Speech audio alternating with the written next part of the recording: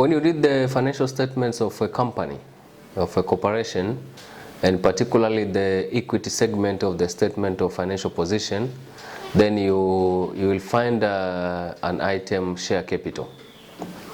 Now this share capital is presented in terms of a number of variables, and particularly when you look at the notes to the financial statements.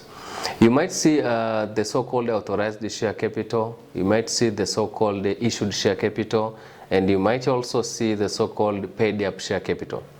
So you need to be in a position to differentiate between authorized share capital, issued share capital, and paid up share capital. Briefly, authorized share capital is the maximum amount of capital that the company is authorized to generate.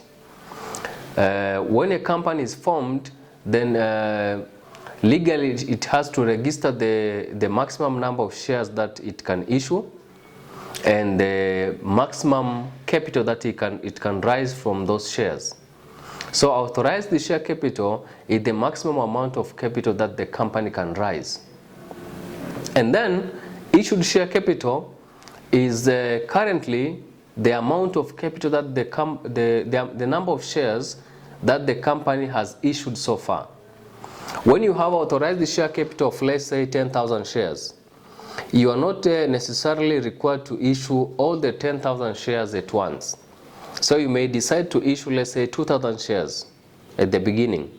So the 2,000 shares that you have issued, those are the issued share capital. So the amount of capital that you are expecting to generate from the 2,000 shares that you have issued, that is called the issued share capital.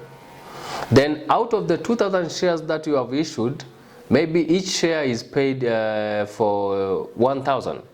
So out of 2,000 shares, you are expecting to generate 2 million. How much has been paid by the shareholders? So for example, the shareholders have paid 1.5 million.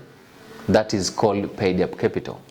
So you have authorized share capital, the maximum number of shares and the maximum amount of capital that you can generate.